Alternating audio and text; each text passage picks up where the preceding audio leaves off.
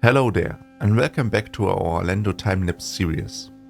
Today's episode will start quite a bit different from the other episodes. Because until this point, I just built the railroad station without bothering about the actual position, and that's why you see me relocating and moving everything that I built so far to a little bit to the left, and there's basically the middle of the axis of the map. It was a little bit a pain to do that, but I think it's much better to do it now than later on when we have our main street built and then moving that to the left.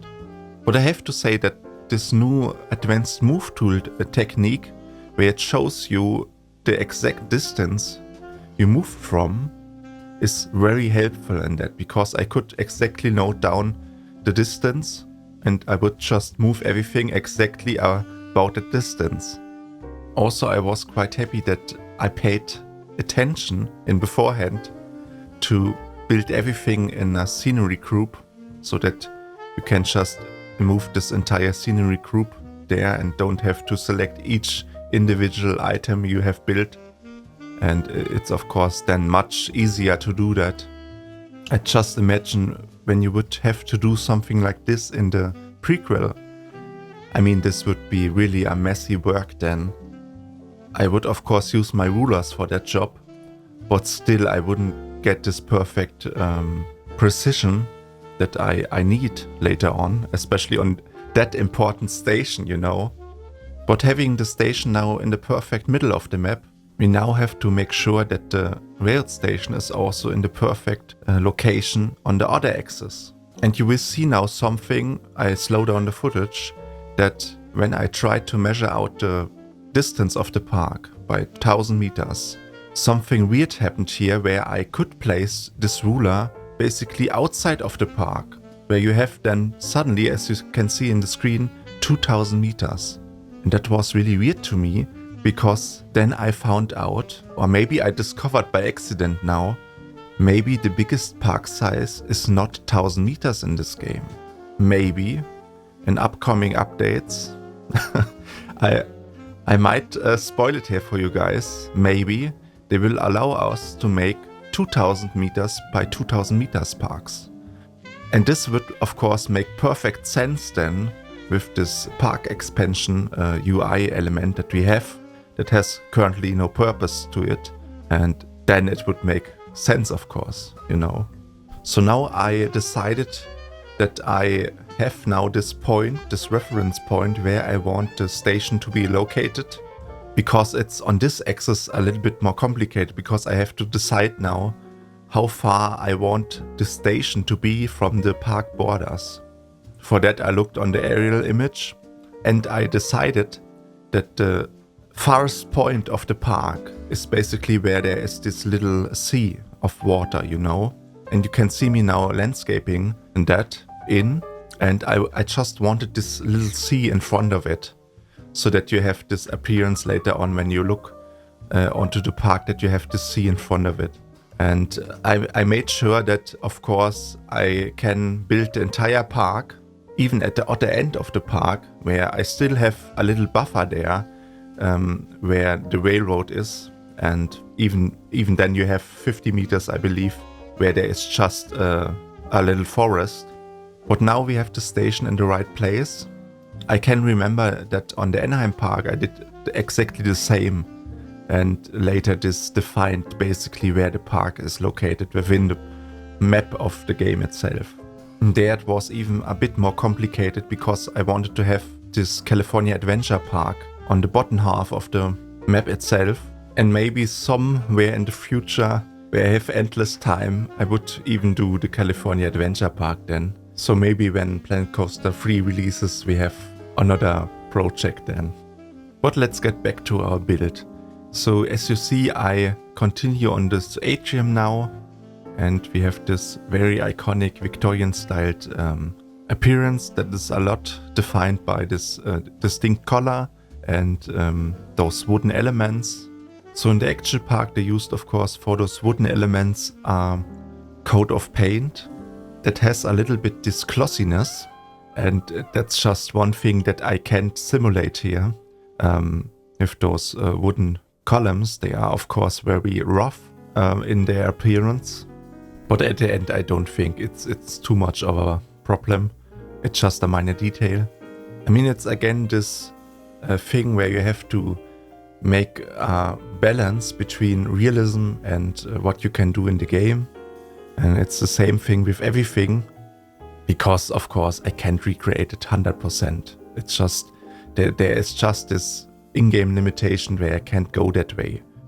And I think it's also very helpful and healthy that I can't go this way. It's the same thing if you would do this in a 3D application. You could go so mad here, doing all those little details and ornaments that are on those Victorian style buildings. So it's a helpful thing that the game limits you also. Mostly I dislike limits. In this case I like it, because it prevents me from absolutely going into madness. There's something I noticed here. What I'm doing currently is just to replace like those long columns with a smaller variant of them. And for that I basically select each column, pick this shorter variant from the shelf and then place it there. And I just would like if the game would not reset the scale, because I have to rescale them one by one. So here I adjusted a little bit the railroad station, and I really like that the station itself is only this very thin station, that you don't have this big bulb under it that you had in the prequel. I think on coasters you still have that, so I would like to just remove that in complete, because it's just it's not necessary to be there, because you can just cover it up with scenery. But that was one thing that I had in the Anaheim Park. I had to hide that and make it work with the height of the station itself and before those tunnels start. One thing also to the columns, I made every fifth column a little bit bigger, like in reality, and I think it adds a little bit more detail there. And it is also a little bit a statement. I want to clarify that this building is an actual building that works in real life, so that it has a weight attached to it, and it's aesthetic, and everything is supported, and it relies on the materials that it is built upon. And I always think that this is a great guideline for when you try to design a park in general.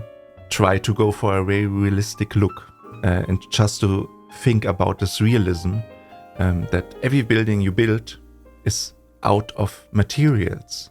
So it's not just a building like that and you just plop it down. Think about what it's made of and why it's made out of a certain material. When you make a skyscraper, you most probably want to build it out of steel, because in reality it's made out of steel. So I very much like this idea of taking real life design strategies into account to make things work in this game. So if you're designing a staircase, a toilet, an elevator, tables, benches, so pretty much everything you build comes more or less from an inspiration from the real world. And every scenery item you have in this game, most probably you will use it in the context of making a certain building structure. And at that point, it's architecture.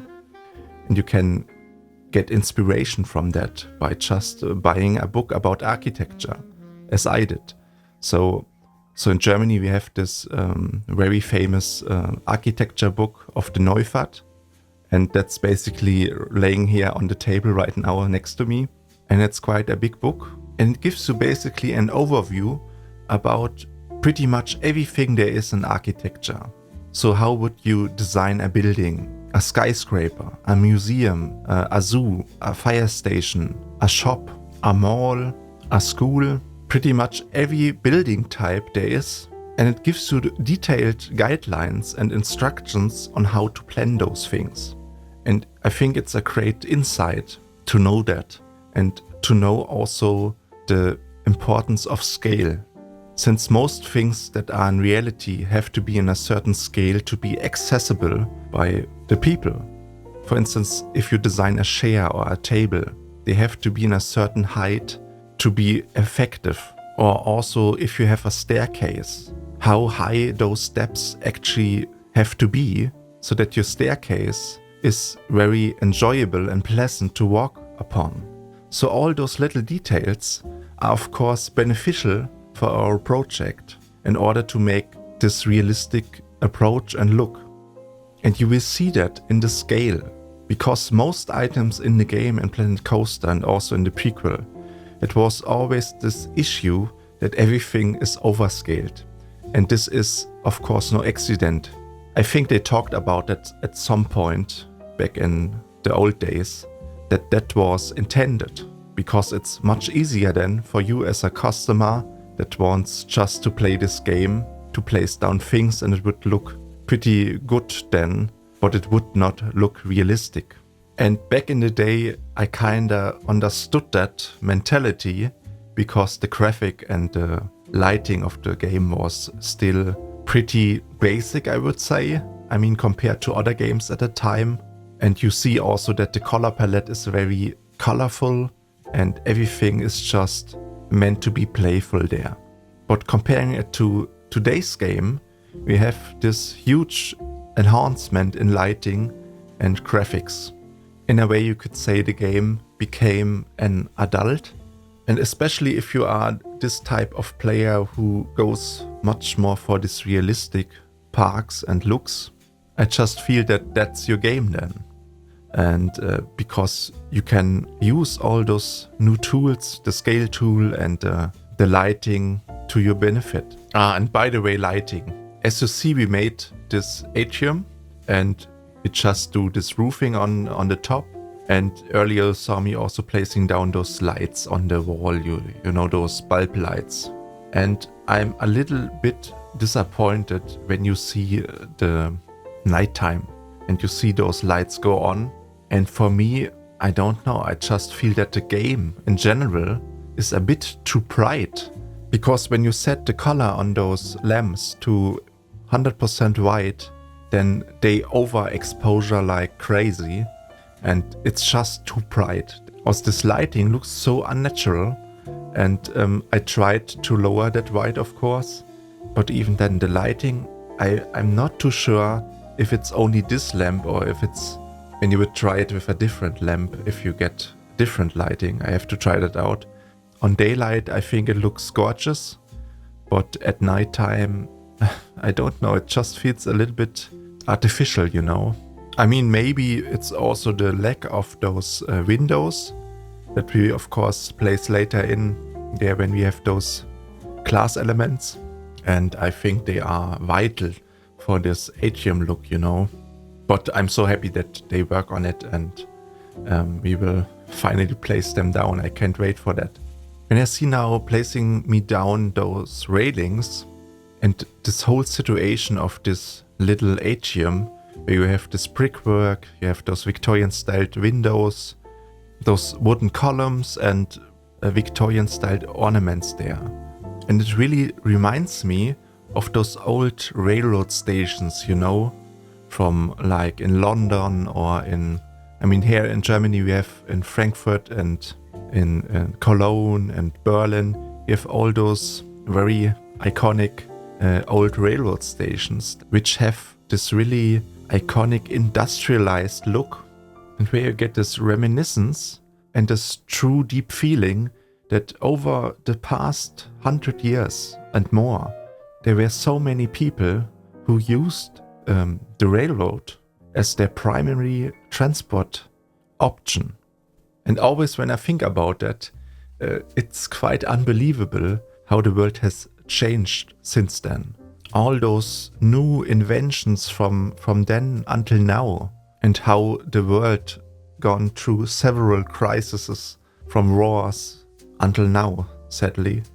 But there's again this power, you know, this power of architecture. Architecture can produce in your inner self an emotion, a deep emotion and a remembrance about something. For instance, if you had a very deep relationship to somebody in your life, or a deep conversation you had, or you just met your parents, you always have this, when you think about it, this third person in your head where you basically frame this sequence of the events that took place. And the location, how this scene is set, is very dependent also on the architecture, I think. And that's the big thing I like about architecture so much, that you have the power when you design something in a certain way that it will influence the people's experience later on. And even to that extent that they remember something in a specific way 20 or 30 years ago. And you know it will stick with them for the rest of their lives. Maybe they forget it, okay? But most certainly, if you don't lose your mind, they will remember it. And you know that's also the same thing about Disneyland, I think. It's this remembrance about this place. Maybe you were already on that place, maybe even multiple times, with your friends and family, and you had a good time, hopefully.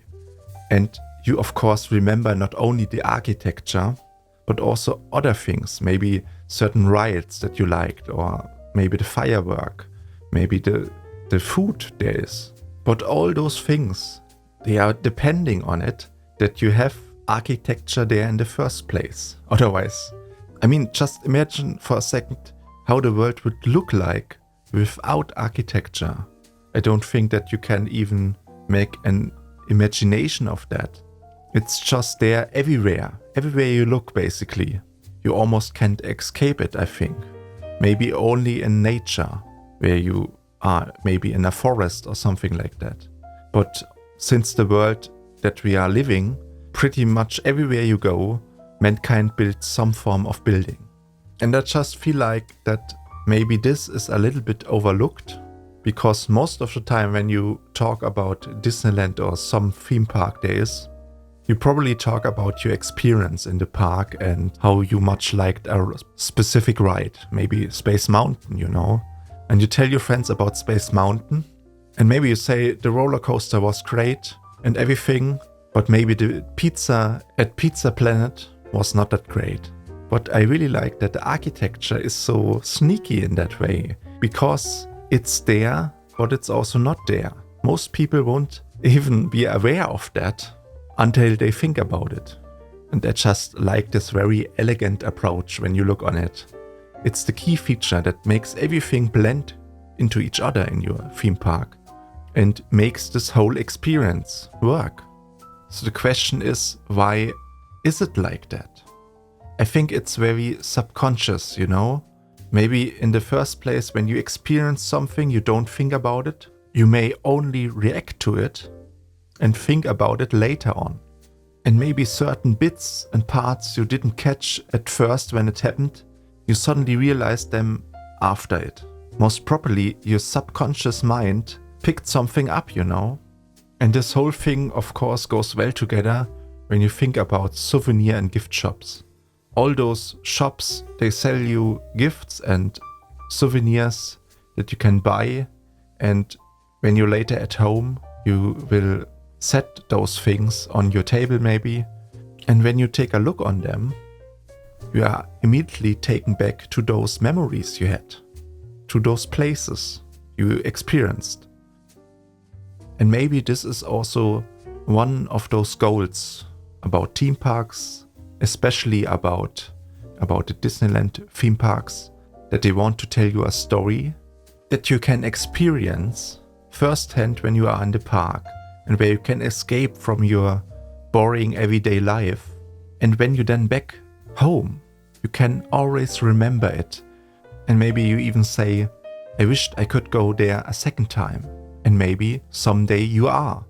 And it's about this creation of a memory that you will take home with you. So at the end, it's the best gift you can have, basically. You don't need a gift shop for that. It's this memory, this timeless memory that you will take home for the rest of your life. So wow, I don't know how I ended up at this topic, but I think it gave quite a good picture of how influential architecture can be. and how it can affect your emotion. This will also conclude today's topic. I think we made a lot of progress today, especially on those atriums, and we work ourselves slowly to the roof of the building. So in the next couple of episodes, we will tackle that. I hope you enjoyed it so far. If you did, subscribe, like or comment, join our Discord server, watch my other videos about Anaheim or Orlando. And thank you for watching. See you in the next one. Bye.